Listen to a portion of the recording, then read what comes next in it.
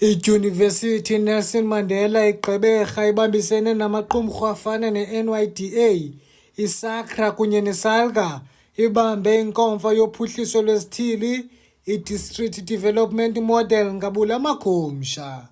Ukanti injongo yale nkomfa kukutshintshiselana ngezimvo zokulwa intswelangqesho niqatseleyo kweli ngakumbi kwiphondo leMpuma Kapa.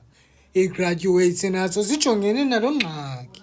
This event, of course, is the fact that the district development model is a very, very crucial element in the way in which we view socio-economic development on all levels, and especially at local levels of our society, at municipal and district levels.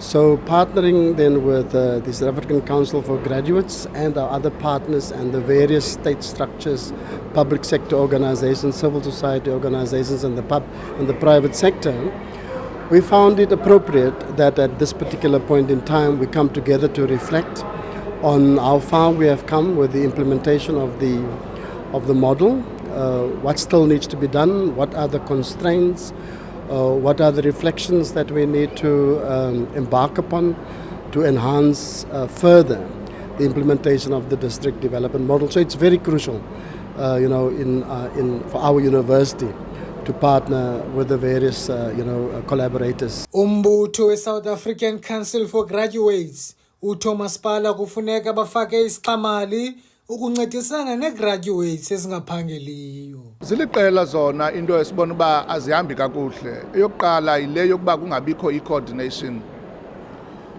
Umntana xa ephuma eWalter Sisulu University okanye ephuma eNelson Mandela University akayazi uba makaye phi. Uyaqala afuna uba ndithini, ndifaka phi i-CV.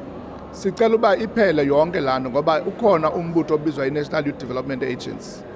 Sicela uba kube khona i-database enye ezawudibanisa u-National Youth Development Agency ne-Department of Labour no-SACRA nazo zonke inhlangano ezisebenza kulesi space sethu abantwana abangafumani ingqesho. Okwesibini ke into esicelayo kuba i-funding le ekhoyo, i-Presidential Youth Employment Stimulus, mayike ibe i-available per individual because kukhona i-double dipping esizibonayo. Sifuna ukuba ngoku sibonisane nomasipala uba nabo bafake into ekhoyo ezawubonakala ukuba sibone uba i-budget into esasibonile ku-2023 conference eStellenbosch, i-municipality ezifana ne-municipality yaseThekwini zinayo i-budget engango-53 million ezifakayo uba abantwana bafumane ingqesho. Sicela uba nezinye ke i-Nelson Mandela Bay Municipality mayibekho i-budget yayo ezayikhupha ithi naba bantwana nantsi imali ekhoyo abantwana mahambe bafumane umsebenzi. Umbutho urhulumente basekhaya eMzantsi Afrika iSALGA uthi kubalulekile ukuba abantu bavakalise indlela abafuna ukukhokhelwa ngayo ngurhulumente. Zininzi indlela zokusebenzisana. I think i-Council for Graduates is starting a process right.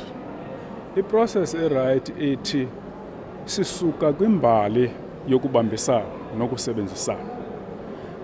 Lo mbali yasinika into ukuba namhlanje sithethe ngento okubizwa ngoba yinkululeko.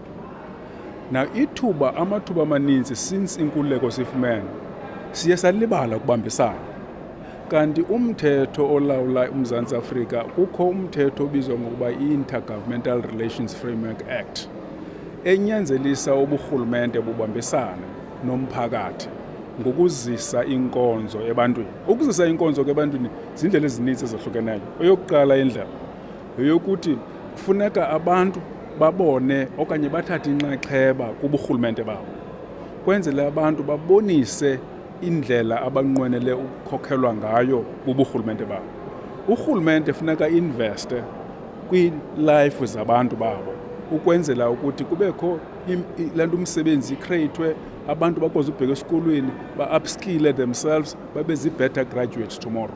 And that is why to us siyisupporta le program, because the program ithi sibo burhulumente kufanele siqhogane sibambisane sisebenzisane. That is why kwi-National Executive Committee yeSALGA siresolve ukuthi asikwazi uba si-spectator when the economy is going down. Ngenxa uba nxa i-economy going down i-affecta the households. Now senza njani ukubambisana norhulumente kwenzela sihambe siyofuna i-investors. So uMayor must be an agent that goes out and asks for investors, not waiting for national or provincial government to come. Le nkomfa kulindeleke ukuba iqhube iintsuku ezintathu kule dyunivesithi kwaye la maqumrhu athi aza kuchitha imali engaphaya kwezigidi ezintathu ukuqinisekisa ukuba ii-graduates ziyaqeshwa. Kwiindaba zeMpuma Kapa TV, ndinguSandile Njongi, eGqeberha.